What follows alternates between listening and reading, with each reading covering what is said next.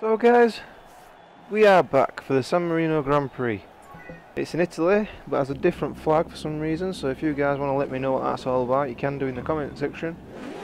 In my more regular position of pole, although Zarco looks like he's going to take the lead straight away.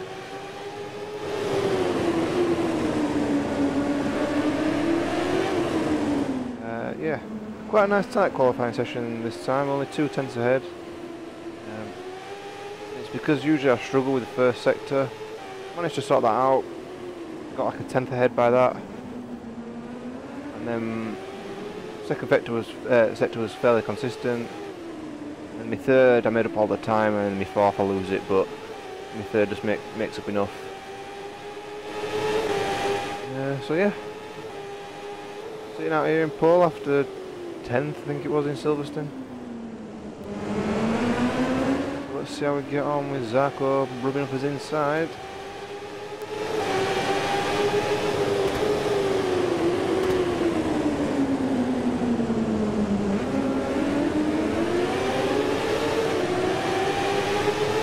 This is where I gain all my time, because you'll probably Sam Lowe's is right up the inside here. You'll just see he'll pull out. There you go, gone. And for any of you guys that have watched my Moto3 videos, you do have to be a bit more careful going around those fast corners. Moto3 can fly around.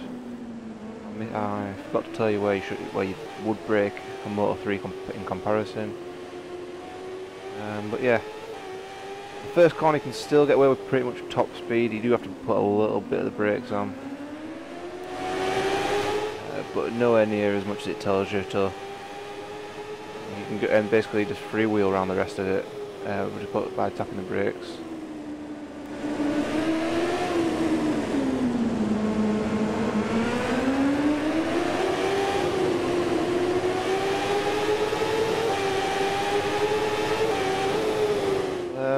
Yeah, the problem with this track is there's quite a few corners like that, and you end up in gear 1. For any of you that have been watching my career, you all know what happens when you go to gear 2. Back end steps aren't here, so that's where I lose a lot of my time on this race. Yeah, I still managed to qualify first. Oh because if you can get the corners perfect, you don't actually have to drop down, but I'm not exactly the best at doing that, so I dropped down. There I didn't, but then I still lost time because Zarco managed to get ahead of me. Yeah, here we go. Zarco pull out. A little bit of the brakes on. I'll show you where you would brake for Moto3. Well, or where I used to brake for Moto3. I'd start braking here, but Moto2 you're braking after basically the first corner. You're thinking about the brakes anyway.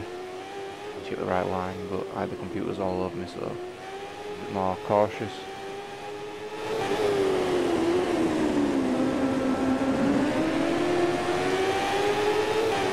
Here we go guys, into the final lap. Leading from pole. I don't know how many wins this would be on the bounce. Can't remember how many I won in the last video, to be fair. No, I won Silverstone. Oh, back end slipping out on me. I think this is the halfway point. I think we've just done race 9. Silverstone. I'm just uploading the 4th video now. That's already race 12. This is race 13, this guys.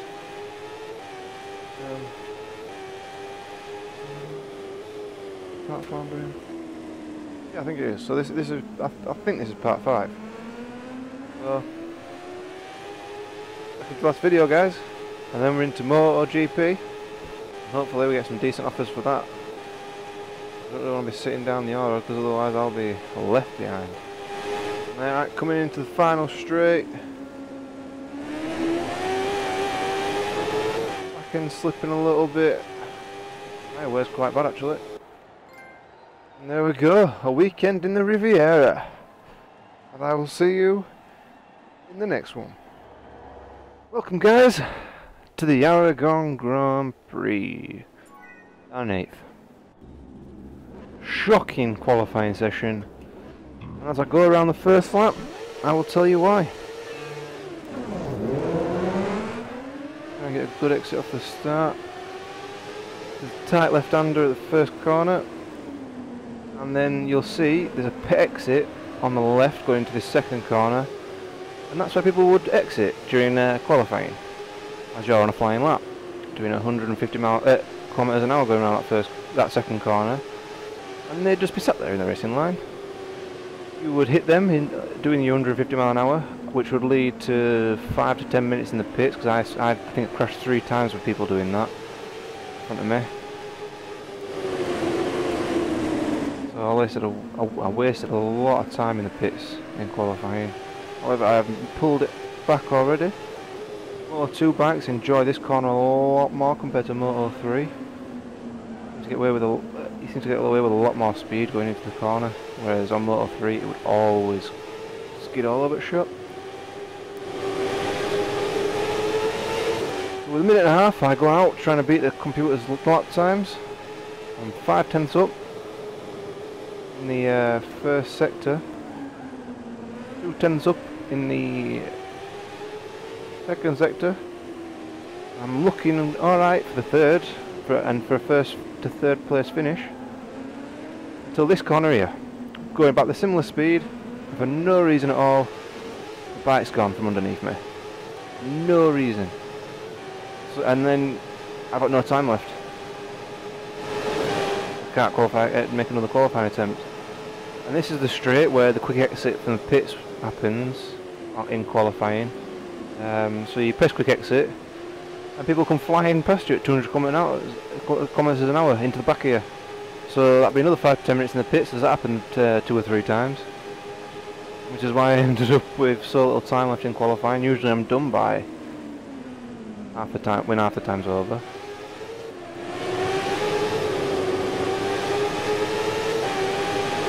For anyone who watched the Saxon Ring Grand Prix yesterday in Germany in real life, a boring race really. Marquez pretty much ran away with it. After he got past Lorenzo in the first couple of laps, and Danny Pedrosa did really well. Coming back from his arm injury, I think he's been back for, I don't know, 5 races tops. Good to see him get him on the podium again after such a serious injury.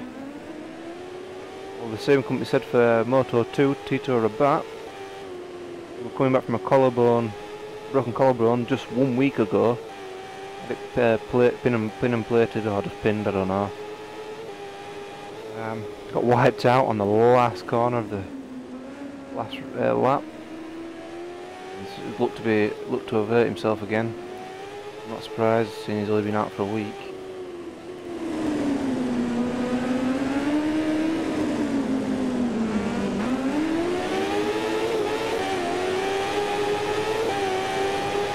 Again, just took me out there, but Sam Lowe's, my teammate, looks like he's walking away with this one at the moment.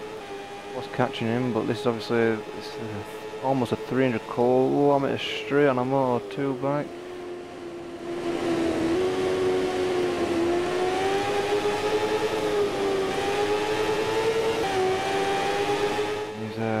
What, about a second half up the road. Computers catch me ridiculously on that corner. It makes up for the others where they pull out of, but they seem to brake later, and they still. Whereas I tried that once in qualifying, went flying off. The bike went from underneath me, going too fast.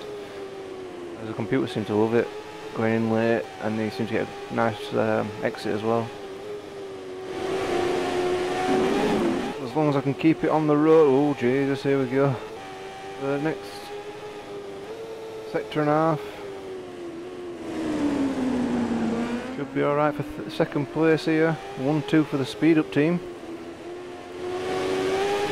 Although Zarco and Rabat,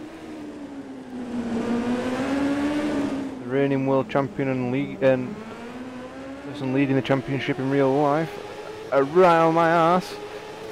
Zarco got a good exit on the chicane. He's coming up on the left hand side. I think he's going to take it, you know. Broke an inch later than them two guys. Nice and close to the curb so they can't get inside me.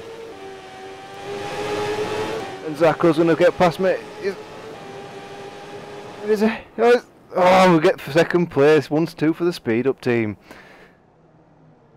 Whew. Thought you had it then. I thought you had a good exit to that final corner. But I'll see you guys in the next race. Yeah, guys, we're in Japan for the 15th race of the season, so the last of this video before the finale video again. Somehow, on one of my worst tracks, I've qualified pole again after doing the same in Moto2. I had Tito Rabat second down the road, and he helped me qualify majorly because I was copying basically what he was doing, with him being one of the better riders in this class. But yeah, a lot of slow corners on this after fast straights, and I always forget which corner's which because some of them look similar. Two difficult right-handers where the computer seemed to brake a lot later.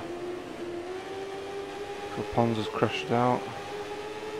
It's been one of them, and the other one's after the big long straight on the far right of the map. Computers usually brake a lot later, but then you get on the power a lot earlier because they've done the opposite basically. I always think this left-hander here is the next left-hander. I usually brake too late for that and turn in too late and then hold it for a lot longer than I should do. I always think it's this one.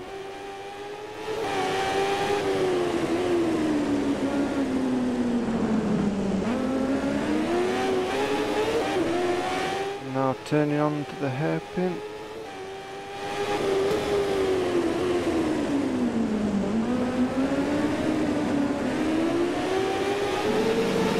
Zacco must pass me here surely. But this is the one where the computers brake later.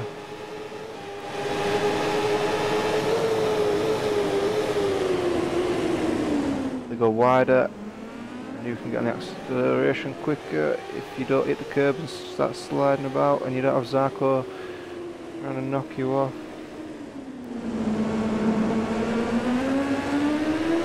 So it looks like I'm not going to be able to... No, I won't be able to take the win if that happened on the final lap. Only just though.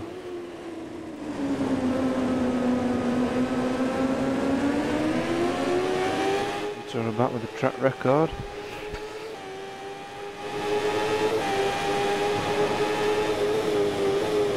And I've lost it. I have lost the bike for some reason going into that corner. I don't think I've ever crashed on that corner in all of qualifying. It's good to see that it can happen all of a sudden in the race. No. A corner I wouldn't expect it to do so because I've never locked up there really.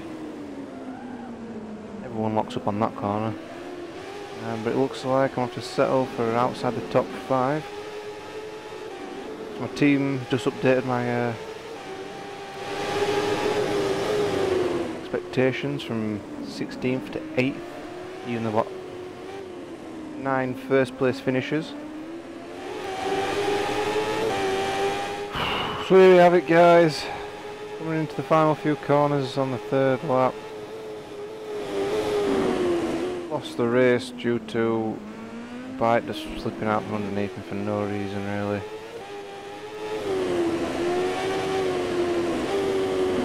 Oh, it's just a shame we couldn't get...